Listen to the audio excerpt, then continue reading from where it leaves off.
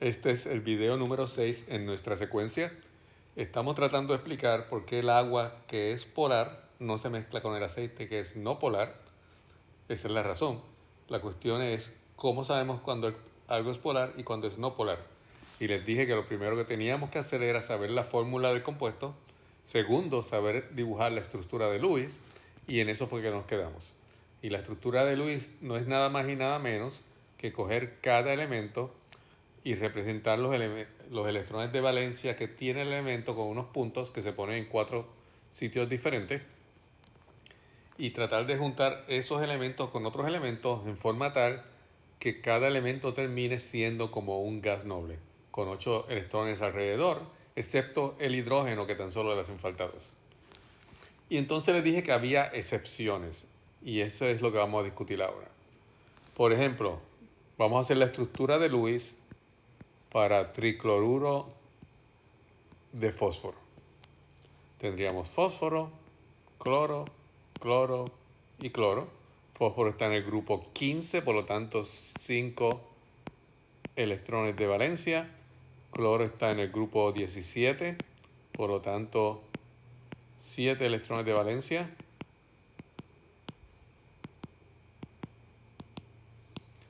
El cloro tiene 3 lugares donde podemos empatar otros elementos. El cloro tan solo tiene 1, que son los que no están pareados. Por lo tanto, decidimos que el fósforo debe ir en el centro. Y sencillamente conectamos un cloro en cada uno de ellos con sus 7 electrones.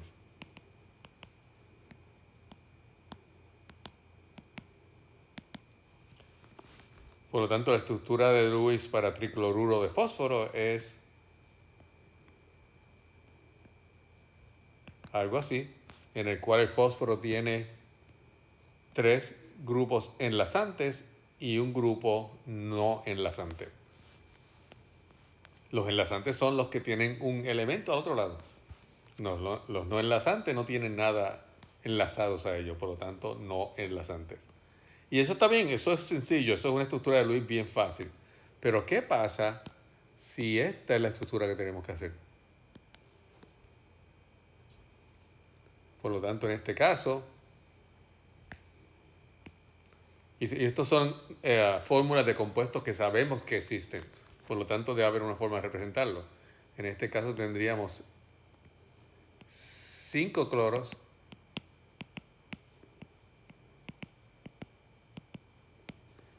y cuando ponemos en el fósforo en el centro,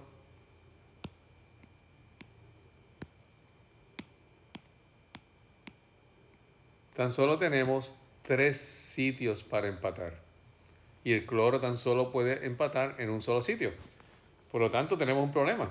Pondríamos un cloro aquí. Pondríamos otro cloro aquí. Pondríamos otro cloro aquí.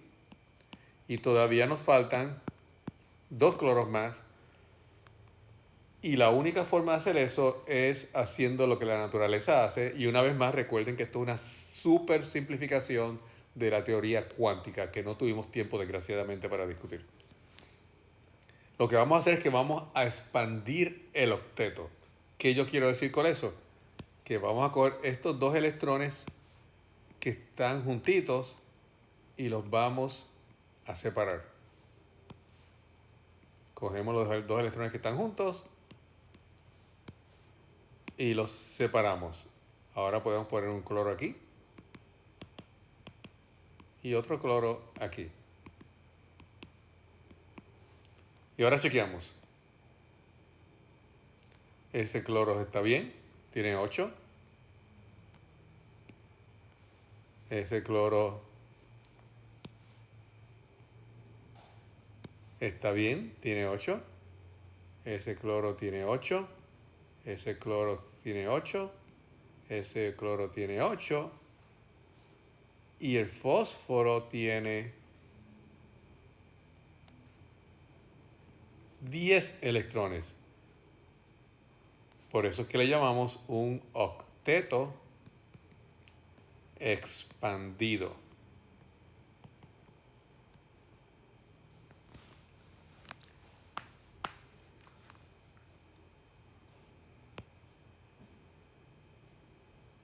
Es importante saber que esto nunca, nunca, nunca se puede hacer con elementos en el periodo 1, básicamente hidrógeno y helio, o elementos en el periodo 2,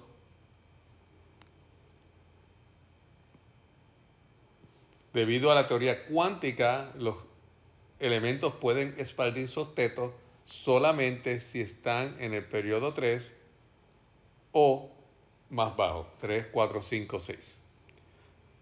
Fósforo en este caso está en el periodo 3, por lo tanto fósforo puede tener un octeto expandido si hiciera falta. Veamos otro. Vamos a hacer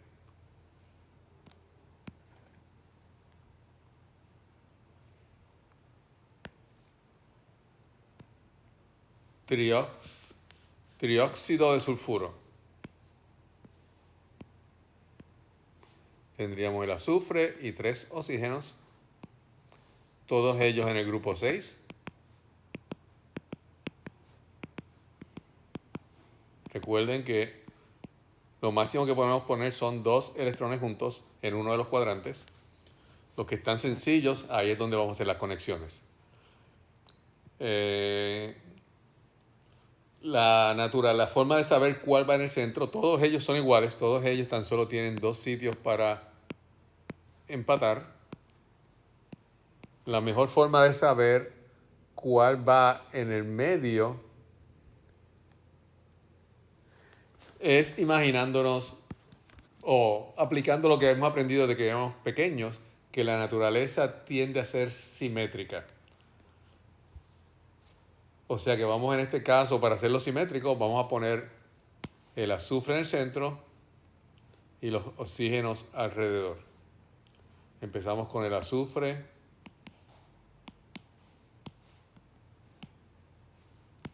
Le ponemos un oxígeno.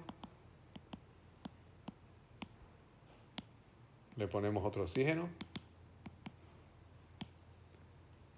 Y ya tenemos este oxígeno aquí. Si notan, este oxígeno podemos hacer el truco que teníamos antes, en que ponemos los 6 electrones juntos y los 2 electrones que ya estaban en el azufre se pueden usar para eso. Pero miramos a este oxígeno y ese oxígeno no tiene 8 electrones. O sea que lo que vamos a hacer es que vamos a mover este electrón aquí y este electrón acá. Ese electrón todavía está en el azufre. Podemos moverlo alrededor del elemento, no podemos transferirlo. Sencillamente lo movimos alrededor. Y lo ponemos aquí. Hicimos lo mismo acá. Y lo ponemos acá. Y hacemos lo mismo con el oxígeno. Vámonos por el otro lado. Lo ponemos aquí. Y lo ponemos acá. Al hacer eso,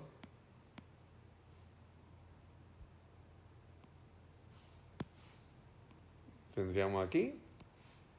Este también hicimos lo mismo. Y lo pondríamos acá. Así ahora ese oxígeno estaría bien. Este oxígeno estaría bien. Y este oxígeno estaría bien.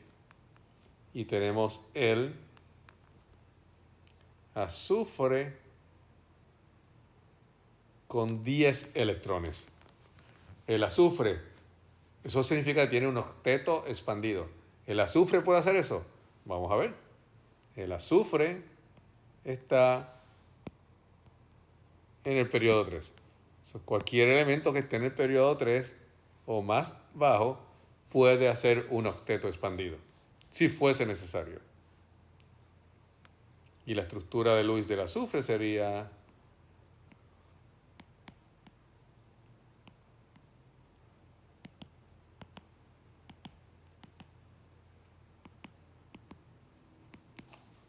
un detalle importante es que cuando yo hablo, por ejemplo, del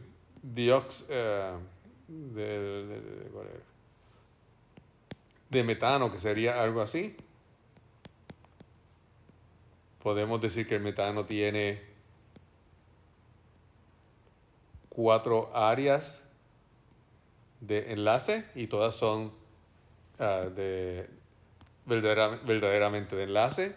La amonia tendría 4 áreas también. 1, 2, 3 y 4, pero una de ellas es de no enlace.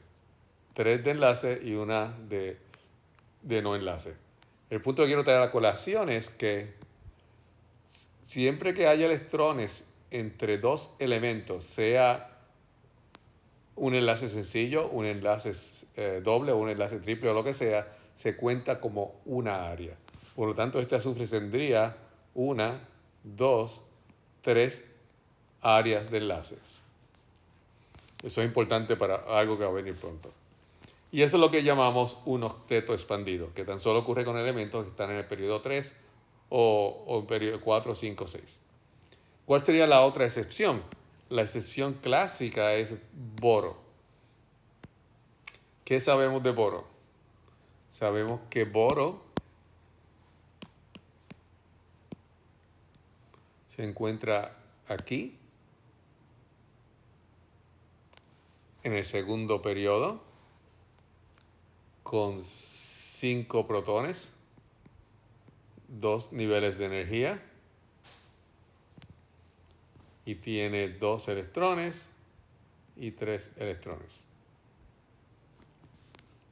Y está más a la derecha que a la izquierda, por lo tanto, con 2 niveles de energía solamente, y estando más a la derecha que hacia la izquierda, es un elemento bien pequeño.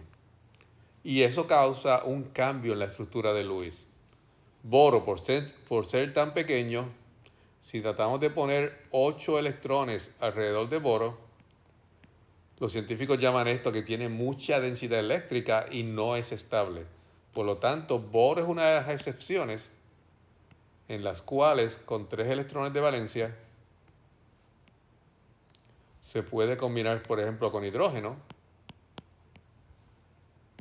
Y esto es una estructura estable a pesar de que tiene tan solo 6 electrones. Para propósito de nosotros, esa es la única que tienen que saber, que el boro no necesita 8 electrones. O sea que esas serían las excepciones que tenemos. Dado eso, me gustaría que hicieran su última semana interactivo número 6 y dibujen estructuras de Lewis para tetrafluoruro de xenón, pentacloruro de fósforo y sulfato. Recuerden que esto es un ion con una carga de 2 negativos, lo que indica que van a tener 2 electrones adicionales. Y cuando lo dibujen, póngala encasíllenlas con la carga en la parte de afuera. O sea que, ¿qué sabemos hasta ahora? Hasta ahora sabemos cómo hacer la fórmula y cómo dibujar la estructura de Lewis.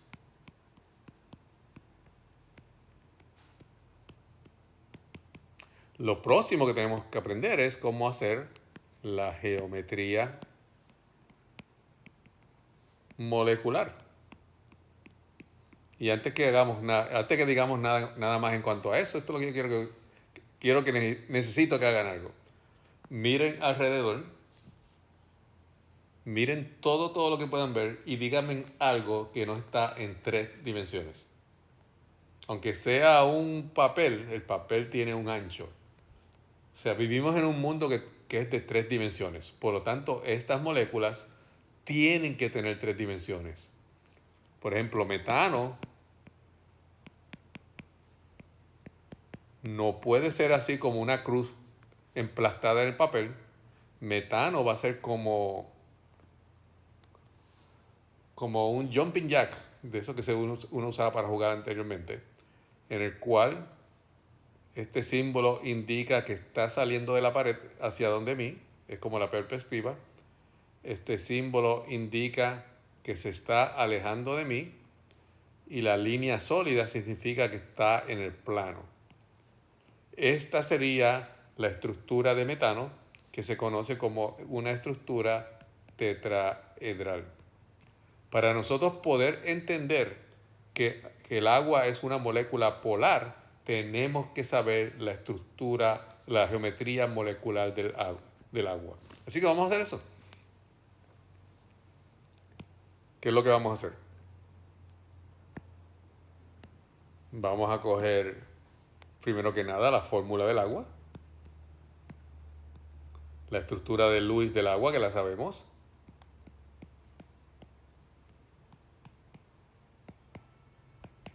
Y ahora vamos a hacer la fórmula molecular. Esa estructura es dos dimensiones. Necesitamos hacer una estructura en 3 dimensiones. ¿Cómo hacemos esto? Esto lo hacemos usando una tabla especial.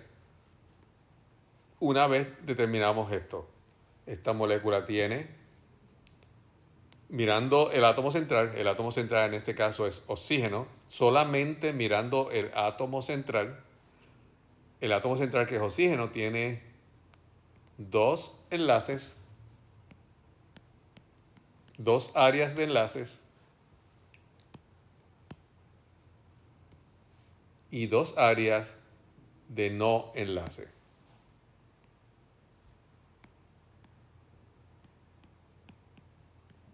Sabiendo eso, yo sé que el agua va a ser angular. Por lo tanto, voy a redibujarla en una forma angular, poniendo los electrones lo más lejos posibles uno del otro. Básicamente, se dibuja con los ángulos mayores de separación entre los electrones unos a otros. O sea que el agua sería angular con una de estas formas. Y como les dije, el agua es angular porque el átomo central del agua, el oxígeno, tiene 2 áreas de enlace y 2 áreas de no enlace. Y lo vamos a dejar ahí por ahora, porque cuando regrese les voy a enseñar cómo yo sé que si tiene 2 enlaces y 2 no enlaces, cómo yo sé que es angular. Y eso se lo voy a enseñar pronto. Así que nos vemos pronto.